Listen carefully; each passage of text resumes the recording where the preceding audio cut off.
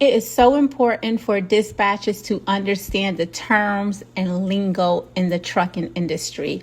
On PAMI Loaded Transportation, you will find our freight dispatch system course, and it comes with a dispatcher glossary. So this is at your fingertips.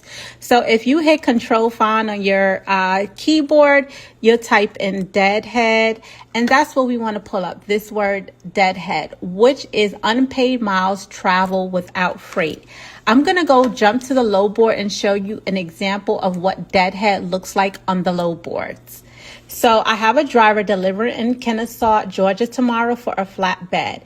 I found this load for him. It's picking up in Rome, Georgia, and it's 44 deadhead or empty miles away from Kennesaw, Georgia. Delivering into Trenton, South Carolina, which is 76 deadhead empty miles to his destination.